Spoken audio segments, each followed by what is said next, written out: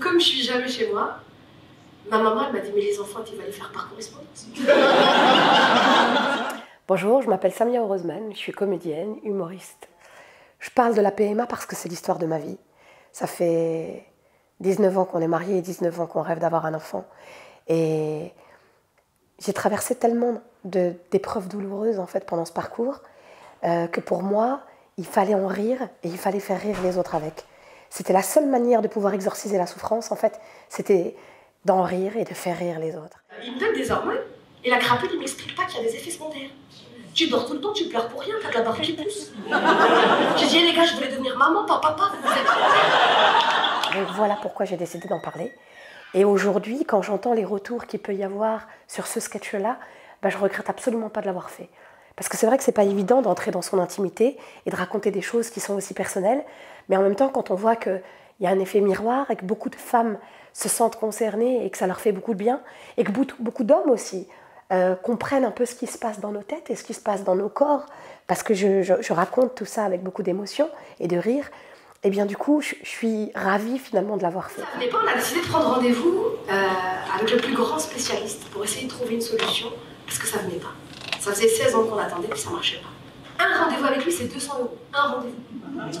Voilà. Mais à ce prix-là, je l'achète, le gamin, pourquoi je l'achète? En fait, dans toutes les sociétés, le fait de ne pas réussir à mettre des enfants au monde, c'est un peu considéré comme une tare. C'est un peu comme si on n'était pas une vraie femme ou un vrai homme, parce qu'on n'était pas capable de procréer. Et du coup, les gens se sentent un peu honteux, comme s'ils portaient une maladie en eux, qu'on ne pouvait pas déclarer, alors qu'en réalité, ce n'est pas du tout le cas.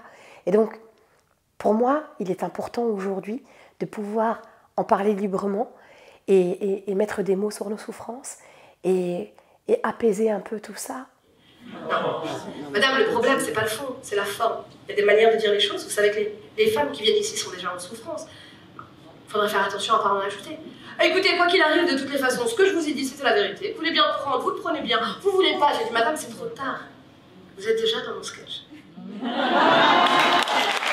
Je pense que c'est très important d'en parler parce que de plus en plus de femmes traversent cette douloureuse expérience qu'est l'infertilité et se retrouvent à passer par la procréation médicalement assistée.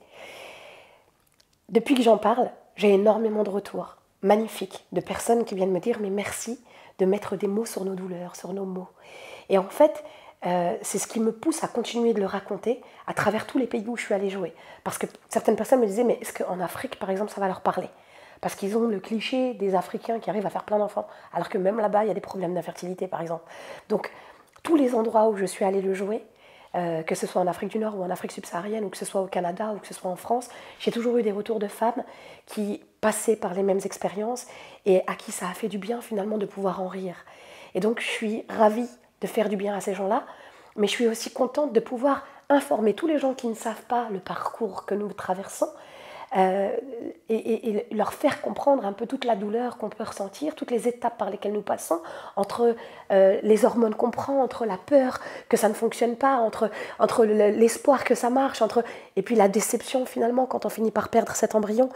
Et pour moi, c'est faire un pont entre tous ces gens-là, ceux qui ont une facilité à faire des enfants, mais ceux aussi qui n'en ont pas, et de pouvoir faire comprendre à ceux qui ont eu la chance d'en avoir que c'est pas si facile pour certaines personnes et que peut-être parfois il faut faire attention à ce qu'on dit.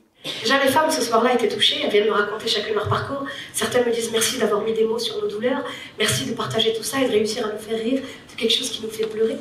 Et je me dis bon, j'essaye de servir à quelque chose. Voilà, encore une fois, j'essaie de faire de la traduction entre les gens, j'essaye d'apaiser les douleurs des autres, j'essaye de rassembler encore une fois et tout ça avec beaucoup d'amour et d'humour.